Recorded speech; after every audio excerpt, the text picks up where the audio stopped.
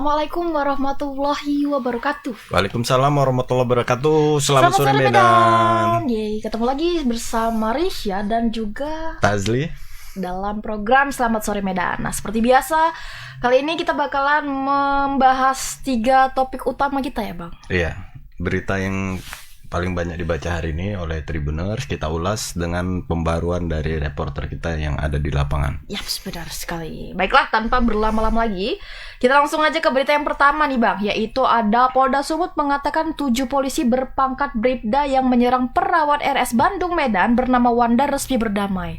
Ya, yang kemarin itu ya kasusnya. Ya mungkin Tribuners menunggu-nunggu nih bagaimana update-nya kasusnya ya kan, Bang. Bagaimana vonis atau hukuman kepada polisi. Ternyata mereka sudah berdamai antara keluarga oknum polisi dengan korban juga. Nah, Bribda Tito Immanuel Tampu Bolon dan kawan-kawan disebut telah saling memaafkan dengan korban yang dikeroyok mereka. Ini ada Kabid Humas Polda Sumut, Kombes Hadi Wahyudi mengatakan korban pun sudah resmi mencabut laporan polisinya yang sebelumnya dilapor ke Polrestabes Medan. Keluarga polisi baru lulus itu juga disebut telah bertemu. Meski telah berdamai, Bribda Tito Immanuel Tampu Bolon, Bribda JAH, Bribda ALP, Bribda MF, Bribda PF, Bribda YA, dan Bribda DS telah mendapat sanksi disiplin dari Polda Sumut, Bang. Ada beberapa sanksi yang akan diterima. Itu diantaranya penundaan pangkat hingga tetap berada di sel khusus. Secara disiplin, mereka telah kabur dari barak atau asrama tanpa izin diam-diam. Itu kita tanya kemarin kan, kok bisa nih orang itu keluar? Rupanya mereka izin diam-diam. Sebelumnya, segerombolan polisi berpangkat Bribda menyerang perawat RS Bandung bernama Wanda pada Minggu 6 November kemarin, sekitar pukul 5 waktu Indonesia Barat gitu, Bang. Ya. Untuk lebih jelasnya kita tonton cuplikan yang berikut ini.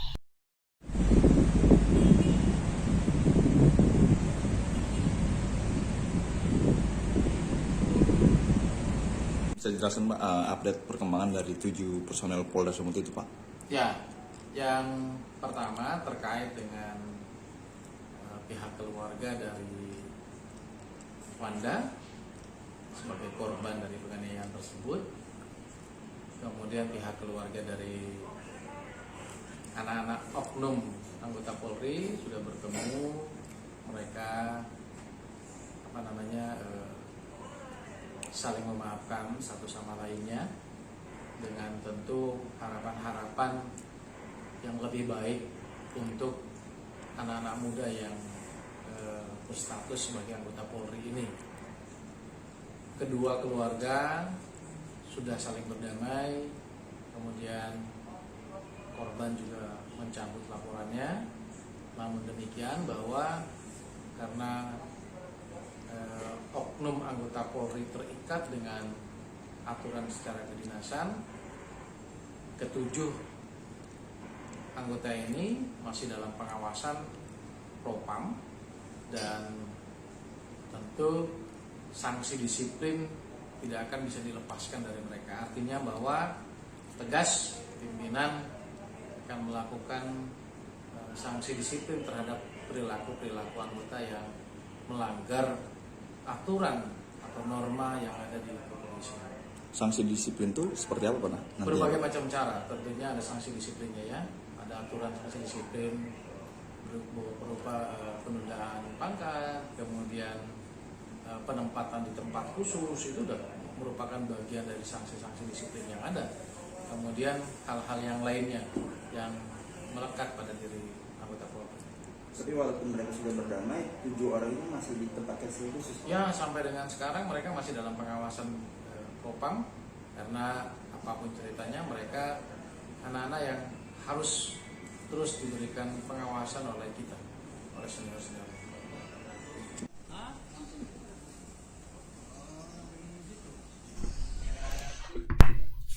Ya, itu tadi pernyataan dari Pak Hadi ya. Untuk lebih jelasnya lagi, kita sudah terhubung dengan Freddy. Halo Freddy. Halo Bang Freddy. Ya, halo Bang Tazli dan Risa. Ya, Freddy mungkin bisa dijelaskan bagaimana perkembangan kasus terhadap pengeroyokan Satpam dari RS Bandung ini. Silakan Freddy. Ya, jadi Bang, antara 7 personel Polda Sumut itu yang mengeroyok perawat laki-laki Rumah Sakit Bandung Medan itu berujung damai dan korban yang sebelumnya sudah melapor ke Polrestabes Medan itu disebut juga sudah mencabut laporannya.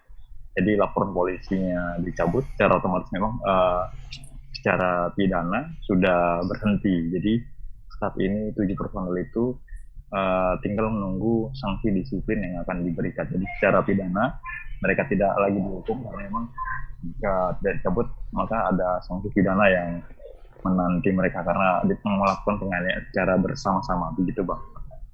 Jadi saat ini Polres Sumut mengatakan kedua belah pihak, dua orang tua atau seluruh orang tua dari 7 personel dan korban itu sudah bertemu dan sepakat berdamai, gitu Bang. Dan juga Ica.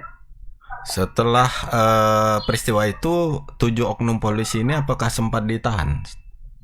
Iya, jadi memang setelah peristiwa itu 7 polisi itu diboloskan ke dalam sel khusus di gedung Propam Polda Sumut.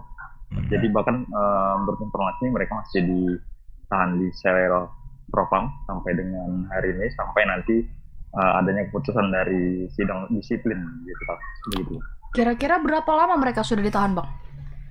Kira-kira sudah hampir 2 minggu mereka ditempatkan di sel khusus untuk anggota, begitu Ica. Belum tahu kabar kapan sidang etiknya.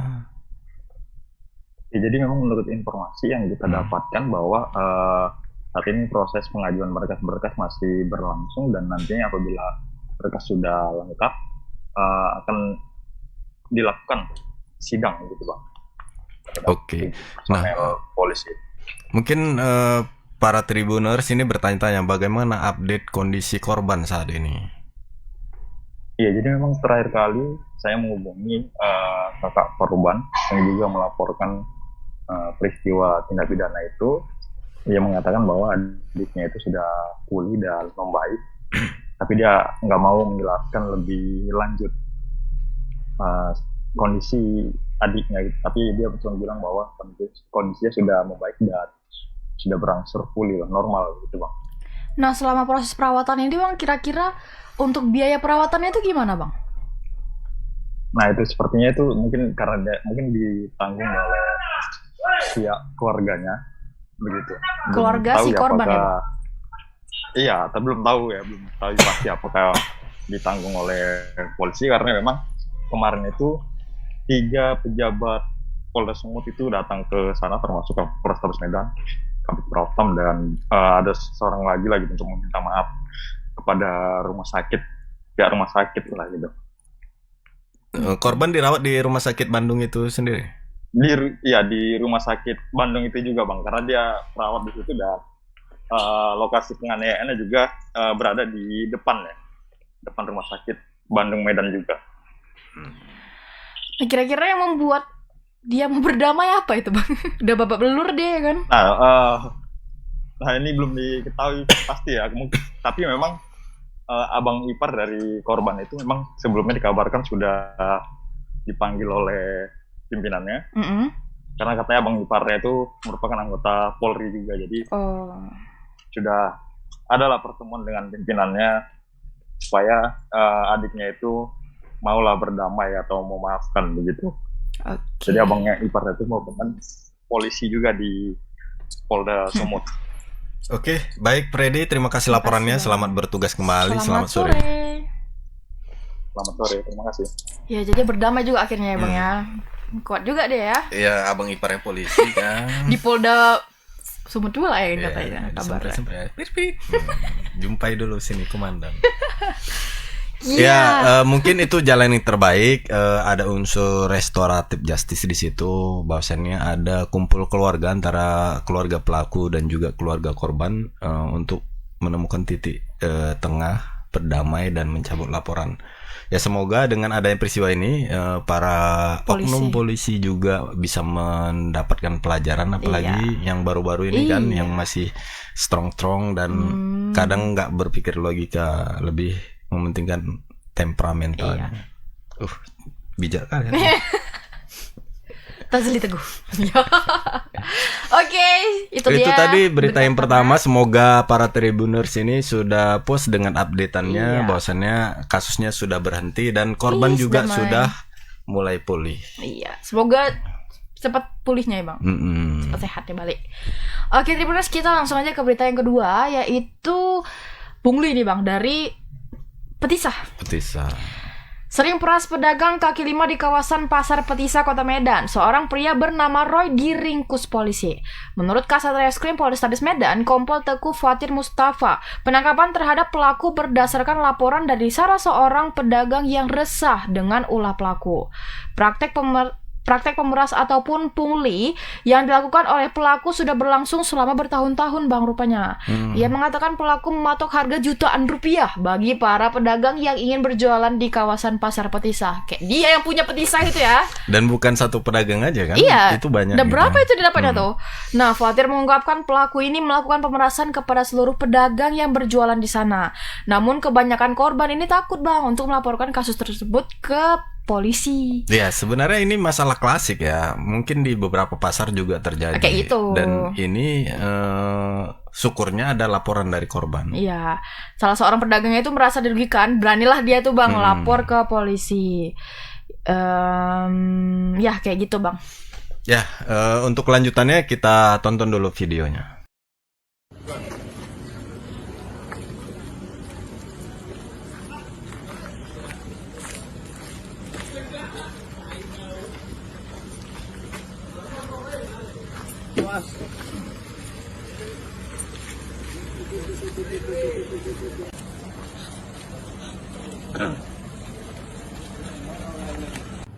Ya, Satreskrim Polrestabes Medan mengamankan satu orang atas nama Roy, tersangka tindak pidana pemerasan pasal 368 KUHP dengan ancaman pidana 9 tahun. Tersangka ini melakukan tindak pidana pemerasan atau pungutan liar terhadap para pedagang di Petisah. Ya, praktek ini sudah berjalan cukup lama. Jadi informasi ini kami dapat untuk menjawab keresahan masyarakat kaitannya dengan praktek-praktek pungutan liar yang terjadi di Pasar Petisah. Jadi praktek ini dilakukan oleh tersangka dengan meminta uang sebesar 1 juta rupiah. Jadi uang 1 juta rupiah ini diambil setiap bulannya untuk membayar biaya lapak jualan. Korban sudah kita ambil keterangan dan korban adalah pedagang kaki lima yang menjual pakaian. Praktek ini sudah berlangsung cukup lama, tetapi para pedagang yang menjadi korban banyak yang tidak mau membuat laporan. Saat ini kami himbau kepada masyarakat untuk tidak takut untuk melaporkan segala bentuk tindak pidana yang meresahkan, ya. Karena kami akan hadir untuk memberikan rasa aman di masyarakat. Ya, terima kasih kepada masyarakat yang sudah memberikan informasi kaitannya dengan kejadian yang terjadi. Kami berharap kejadian seperti ini tidak terulang lagi, ya. Dan bagi para pelaku di luar sana yang masih melakukan praktek-praktek seperti ini, agar dapat segera menghentikan segala bentuk kegiatan tersebut, ya. Pak, untuk pelaku ini modusnya seperti apa nih Bang? Pelaku meminta uang bulanan, ya, untuk biaya para pedagang ini menjual dagangannya di lokasi Pasar Petisah. Pak, pelaku ini merupakan salah satu anggota organisasi masyarakat apa enggak? Ya, sedang kita dalami. Korban ini ada berapa banyak? Yang sudah membuat laporan polisi 1 orang, tapi kami dari hasil penyelidikan kita di lapangan masih ada korban-korban. Anggota UKP, Pak? Amci sama ekspresi Pak. Umur berapa Bang? 30. Keseharian selain ini apa kerjaan Bang? Ya, Keseharian Abang apa kerjaan? parkir Bang, jukir. Oh, jukir di situ. Biasanya uang lapak abang pakai untuk apa? Apa? Uang lapak abang pakai untuk apa? uang lapak itu uang lapak sebenarnya dia dari, saya bilang katakan uang lapak gitu kan, saya parkir, lokasi parkir saya kasih, jadi saya dari SPC saya bawa gitu. Biasa Bang pakai untuk apa uang itu? Uang SPC ya untuk kita bayar kwitansi sama bayar iuran tiap bulan sama pimpinan.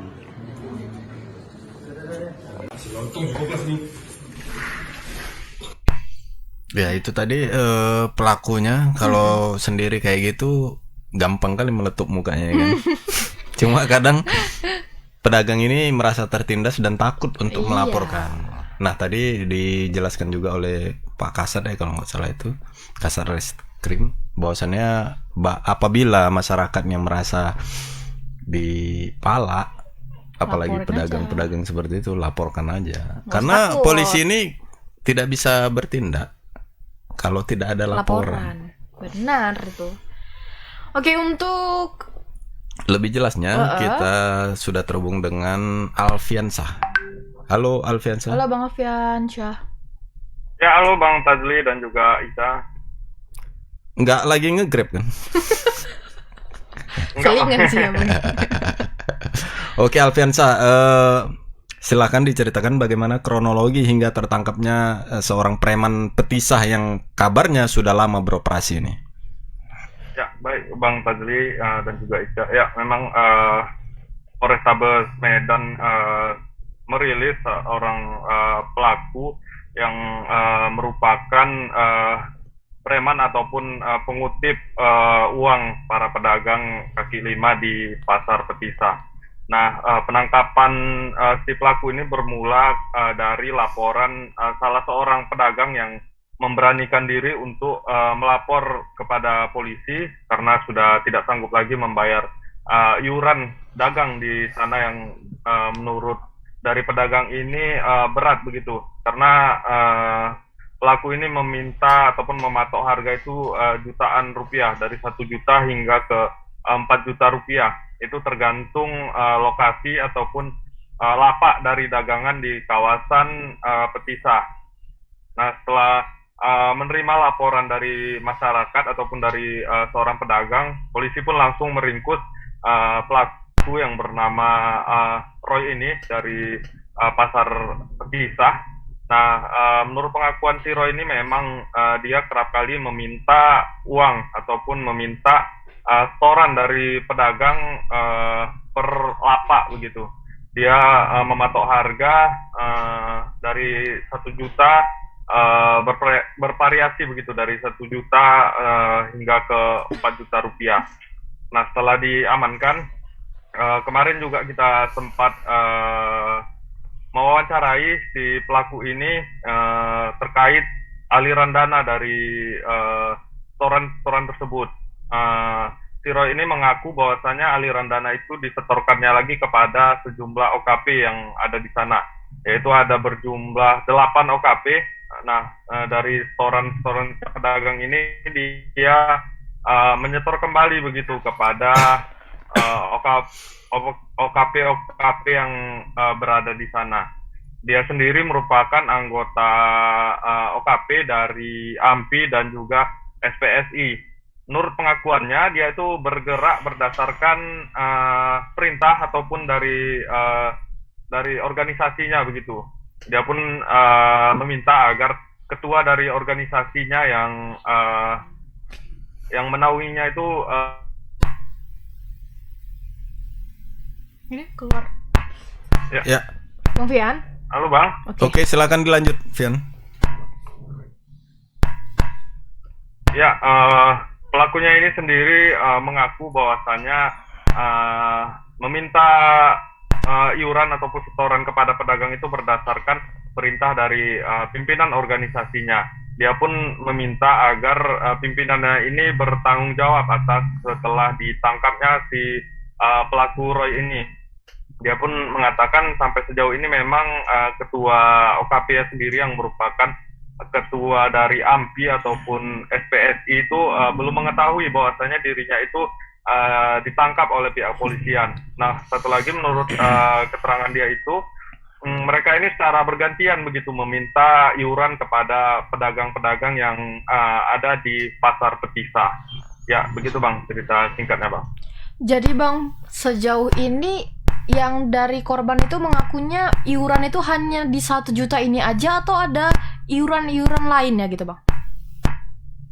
Ya, menurut keterangan dari Kasat Reskrim, dia mengatakan bahwasannya uangnya itu berbeda-berbeda ketika misalnya ada pedagang yang mau menyewa lapak di sana. Nah, itu setorannya sekitar 4 juta. Nah, itu di luar dari setoran iuran bulanan begitu, uang seperti uang keamanan ataupun uang kebersihan. Nah, itu dipatok dari harga 500.000, 400.000 hingga 1 juta per bulannya. Nah, ketika pedagang-pedagang ini tidak mau menyetorkan uang yang diminta oleh si pelaku ini, nah lapak dagangannya itu diberikan kepada orang lain lagi begitu. Sehingga pedagang ini mau tak mau membayarkan iuran itu tiap bulan agar lapaknya itu tidak terusi ataupun tidak ditempati oleh orang lain begitu. Berarti megang. Berarti Memang, itu lapak tidak resmi ya, lapak liar ya, Vian? Ya, menurut keterangan dari Kasat Reskrim sendiri memang itu lapak pedagang kaki lima, Bang. Artinya kan memang yang berjualan di pinggir-pinggir. Di luar dari PD Pasar ya? Iya, Bang, di luar dari PD Pasar, Bang. Begitu, Bang. Dalam kesehariannya pelaku ini apakah cuma sendiri beraksi? Karena mustahil kan. Mereka kutip sebegitu banyaknya pedagang kaki lima tapi cuma dia Seorang sendiri yang diri. tertangkap gitu. Bagaimana, Vian? Menurut pengakuan dari si pelaku ini memang mereka tuh secara bergantian, Bang, meminta setoran kepada para pedagang ini. Dia sehari-harinya tuh bekerja sebagai tukang parkir ataupun juru parkir di kawasan tersebut, Bang. Nah, untuk meminta ataupun mengutip setoran kepada para pedagang ini, dia itu bergantian, Bang, karena di sana menurut pengakuannya itu ada 8 OKP, Bang. Nah, itulah cara bergantian mereka itu patroli ataupun meminta setoran-setoran kepada para pedagang ini. Nah, waktu sebelum ditangkap, dia mengatakan bahwasanya dia itu sempat ditelepon oleh seorang yang dia tidak kenal, Bang. Nah, orang itu meminta dia untuk meminta setoran ke para pedagang itu, Bang. Nah, di sanalah si pelaku ini ditangkap. Nah, dugaannya itu ada bukan dia saja, Bang, yang sempat minta kepada para pedagang, namun ada pelaku-pelaku lainnya, Bang. Gitu, Bang. Nah Bang, sejauh ini dari laporan korban ada nggak misalnya dia nggak mau bayar nih, dipukuli atau diapakan gitu, atau hanya memang ancamannya itu si kiosnya tadi aja yang diberikan kepada orang lain?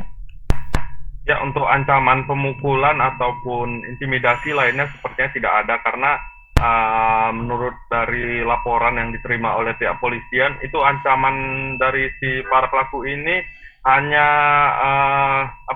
ketika tidak bayar begitu, lapaknya itu diberikan kepada orang lain yang sanggup membayar begitu. Oke. Lagi? Udah. Cukup ya?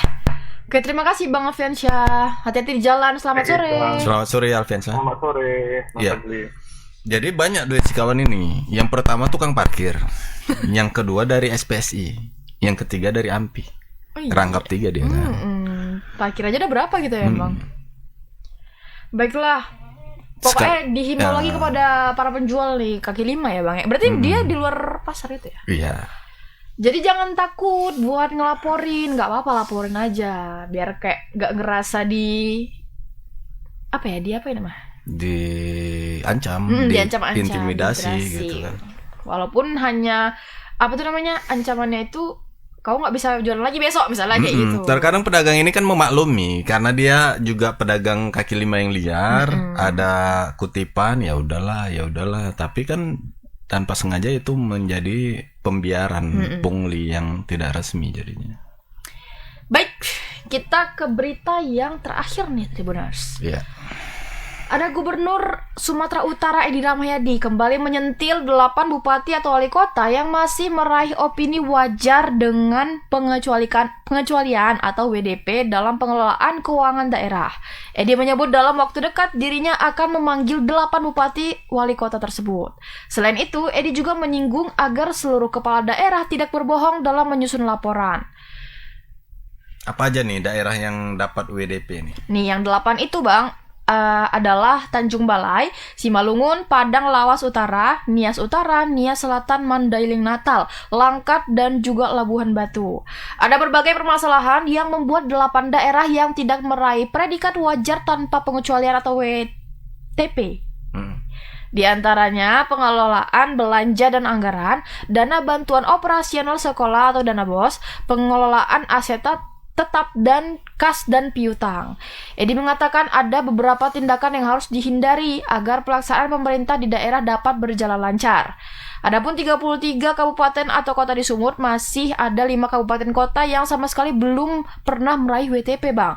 Sementara itu, ada 26 Pemda di Sumut memperoleh opini WTP dari Dirjen Perbendaharaan Kementerian Keuangan Republik Indonesia, terdiri dari Pemprov Sumut dan 25 Pemko.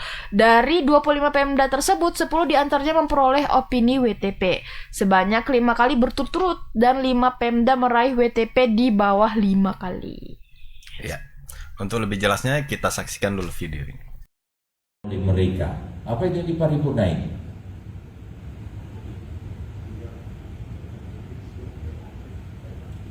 Nanti yang kayak gitu, saya yakin tak tahu ini. Tahu kalau pas mau ujian. Tapi pelaksanaan tak tahu dia. Ada di kabupaten sana sampai nanya untuk nanam cabai. Cabai mana? Nah ini tolong Bapak BPKP di daerah, tolong ingatkan. Sebagai pertanggungjawaban pengelola keuangan dari mulai perencanaan, penganggaran, pelaksanaan, pelaporan, pertanggungjawaban. Itu dia, itu Sumatera Utara masih kedodoran. Kenapa? Kita rencanakan, kita buat anak 2, toto bobol sampai 4, berarti salah itu. Salahnya di mana? Nah inilah kebebasan ini, jadi akhirnya jadi salah. Untuk itu apa yang harus direncanakan? Rencananya apa? Jadi jalan. Kalau jadi jalan, kenapa tak jadi? Uang ada. Pak Gub, tadi kan Pak Gub mengatakan bahwa KPK sudah jelas-jelas mengatakan sumbernya PBJ, suap gratifikasi, dan lain-lain. Nyatanya masih ada faktanya, walaupun sudah terlihat. Indikasi mungkin Pak Gub kepada ASN dan pimpinan. Tadi sudah saya bilang, karena dia ibadah hanya sebagai patung. Dia datang hanya hari Jumat sholat, dia datang hanya hari Minggu masuk ke gereja, keluar dari situ dia buat salah lagi. Inilah dia, omong kosong dia tidak tahu, karena udah jelas-jelas itu untuk kebijakan umum, jasa dan barang, barang dan jasa. Yang kedua, jual beli jabatan. Yang ketiga, suap, gratifikasi dengan penggelembungan dana. Udah jelas. Yang mau nangkap sudah ngumumin. Kau jangan lakukan itu, nanti ku tangkap kau, kan begitu itu kasarnya. Tapi tetap dia lakukan. Pak, salah satu mungkin implementasi untuk masyarakat adalah tender dini di Desember. Apakah itu terjadi mungkin kira-kira? Harus. Karena aturannya boleh. Siapa yang pengawasnya ya? Beliau BPKP, LKPP, dia pengawasnya. Kalau nanti salah, beliau yang melarang. Jangan lakukan. Begitu. Kalau beliau boleh lanjut, berarti beliau ikut bertanggung jawab di situ. Artinya tidak ada persoalan Pak ya, tidak ada persoalan. Harusnya tender dini dilaksanakan Pak. Karena menjadikan salah membangun sekolahan yang harusnya dibangun sampai 12 kelas, tapi dibangun waktunya 3 bulan. Karena apa? Karena salah aturan. Pak, satu lagi Pak, halaman kabupaten kota. Ya seperti itu, agak emosi ya Bang Gubernur kita ya. Meskipun memang sering emosi kan. Oh iya. Oke, kita sudah terhubung dengan reporter kita di lapangan, ada Rehtin Hani. Halo Rehtin. Halo Kak. Halo, selamat sore Bang Tazli dan Ica. Ya, mungkin Hani bisa dijelaskan itu pertemuan apa dan apa ungkapan dari Edi kepada para kepala daerah atau Pemkab dan Pemko di Sumut. Silakan Hani. Ya, terima kasih Bang. Jadi tadi itu di lingkungan pemerintah Provinsi Sumatera Utara, khususnya Inspektorat itu mengadakan internalisasi penerapan SPIP. Jadi SPIP ini sistem penerapan internal yaitu pengendalian pengelolaan keuangan di lingkungan pemerintah Provinsi Sumatera Utara. Jadi tadi Gubernur Sumatera Utara menyinggung kembali terkait 8 kabupaten kota yang tidak meraih predikat wajar tanpa pengecualian atau WTP. Dan 8 kabupaten kota ini memang sebelumnya Gubernur Edi juga sempat menyinggung ini saat pemberian predikat laporan hasil keuangan dari KPK Republik Indonesia beberapa waktu lalu.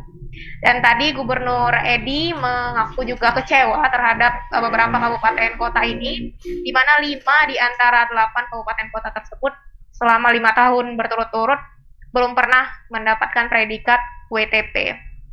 Tadi Gubernur Edi juga sempat menyinggung beberapa hal yang menjadi alasan kenapa di Sumatera Utara masih terdapat lebih dari 5 pemerintah kabupaten kota yang sulit sekali untuk mendapatkan predikat wajar tanpa pengecualian, yaitu yang pertama sebenarnya tadi Gubernur Edi menyampaikan bahwa orang di Sumut ini masih sulit, walaupun mereka sudah rajin beribadah, terus di setiap hari Jumat sholat Jumat, di setiap hari Minggu juga pergi ke gereja, tapi dari segi moral masih kurang, sehingga tadi Gubernur menekankan kejujuran yang paling penting untuk seluruh kepala organisasi perangkat daerah atau OPD, kemudian juga harus melaksanakan kegiatan-kegiatan yang sesuai dengan tahun anggaran.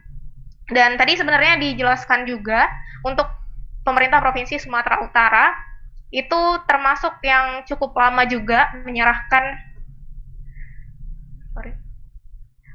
hasil laporan keuangannya, di mana pada tahun 2021 lalu itu pemerintah provinsi yang paling cepat menyerahkan laporan keuangan kepada Badan Pengawas Keuangan itu Provinsi Sumatera Selatan di bulan Februari awal. Sementara pemerintah Provinsi Sumatera Utara masih sering molor dalam memberikan laporan keuangan itu hingga di bulan Juli 2021 lalu, sehingga Gubernur Edi mengatakan kesulitan dalam menyusun laporan keuangan dengan baik, terus juga bebas dari koreksi-koreksi yang diajukan oleh BPK itu harus dilakukan dengan cepat dan juga dimulai dari perencanaan yang tepat juga, sehingga pada saat pelaksanaan baik itu proyek ataupun kegiatan-kegiatan di semua OPD itu bisa tepat waktu dan bisa dilaporkan dengan baik ke BPK hingga nanti juga tidak tersandung kasus di KPK.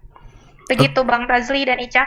Oke, sebelumnya ini yang mengeluarkan opini BPK atau KPK? Kalau yang opini predikat ini dari KPK. Oh, dari KPK. Baik, ada disebutkan bahwasannya ada 5 daerah atau kabupaten kota yang sampai saat ini belum pernah meraih WTP. Nah, apakah tadi Gubernur sempat menyinggung bagaimana fungsi pengawasan dari Inspektorat Sumut? Ya, tadi Gubernur juga memang sempat menyebutkan fungsi pengawasan itu, tapi beliau tidak mengkhususkan ke Inspektorat. Beliau juga menyinggung tentang fungsi dirinya juga sebagai Gubernur yang harus tetap mengkontrol itu.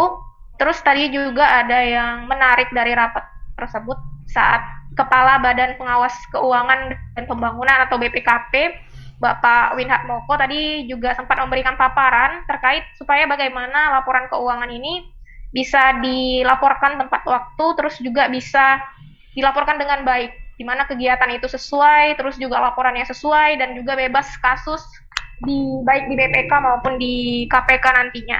Jadi tadi selesai paparan dari Kepala BPKP Sumatera Utara, Gubernur Edi Rahmayadi meminta seluruh kepala OPD yang hadir dan juga seluruh perwakilan pemerintah kabupaten kota yang hadir tadi untuk membuat rangkuman dari paparan Kepala BPKP tadi, Bang. Dan rangkuman itu... Halo, Kak. Halo. Ya, tampaknya ada gangguan sinyal. Ya, silakan dilanjut, Ani. Iya, tadi rangkuman tersebut tadi Gubernur Edi memintanya untuk ditulis tangan oleh kepala OPD sebanyak 12 lembar, dan tadi Gubernur juga menekankan tulisan tangan itu harus asli langsung ditulis oleh kepala OPD dan dikumpulkan besok pagi supaya semua tata cara dalam membuat laporan keuangan, terus mulai dari perencanaan, pelaksanaan sampai pelaporannya itu kepala OPD tidak salah lagi, terus tidak ragu-ragu lagi dalam mengeluarkan atau menandatangani satu persetujuan kegiatan untuk penggunaan anggaran di tahun anggaran berjalan itu. Begitu, Bang. Oke. Jadi itu tadi lah Kak, langkah selanjutnya dari gubernur agar ini nggak keulang lagi gitu.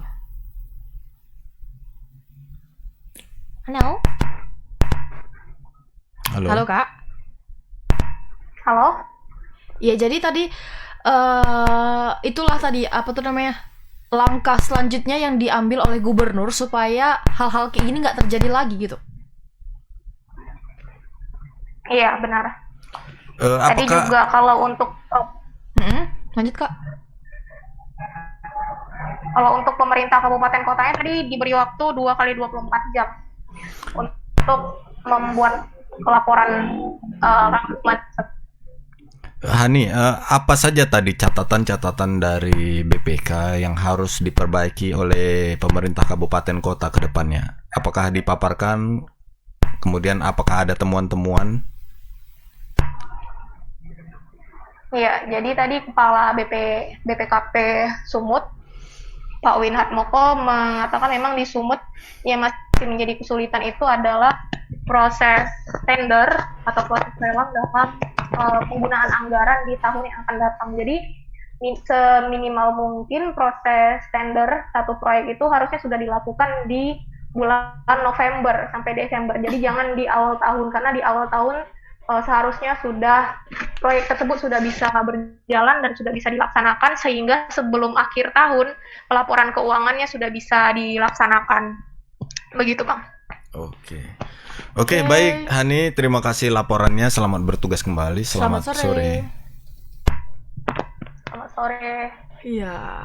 Semoga bisa yang 8 ini bisa memperbaiki ya. Iya, karena kan sebenarnya itu udah adanya SOP-nya, template-nya gitu kan, tinggal mengikut aja. Kemudian ada juga inspektorat kita yang siap mengawasi. Oke. Kenapa berdiam? Baik, itu tadi 3 berita hari ini yang mengantar waktu sore Anda dalam segmen Selamat Sore Medan. Ada berita pertama apa? Ada dari Bribka ya Bang? Iya, 7 oknum polisi yang sempat menganiaya Satpam Rumah Sakit Bandung akhirnya berdamai dengan korban. Yang kedua tadi pungli di Petisah yang sudah ditetapkan 1 orang tersangka. Iya, yang ketiga Gubernur Edi sempat geram dengan kepala daerah atau Pemkab dan Pemko yang meraih opini WDP.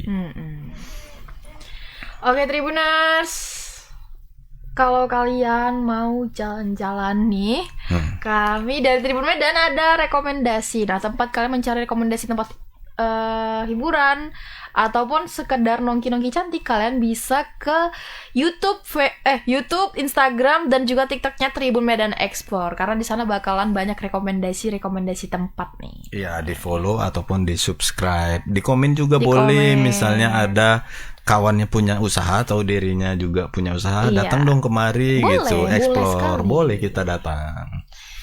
Oke, ada lagi Bang kira-kira yang ingin disampaikan? Sudah cukup. Oke Tribuners, untuk Tribuners kalian, cuaca nih lagi agak-agak ekstrim ya Bang. Ada banjir juga kemarin. Jadi siaga-siagalah bagi yang berkegiatan di luar. Mungkin yang berkendara sepeda motor tuh sedia mantel sebelum hujan. Iya juga. Yang naik mobil juga hati-hati, karena kemarin sampai 3 kali kan Bang, sampai dan juga kadang nggak tahu kita mana parit mana jalan kan.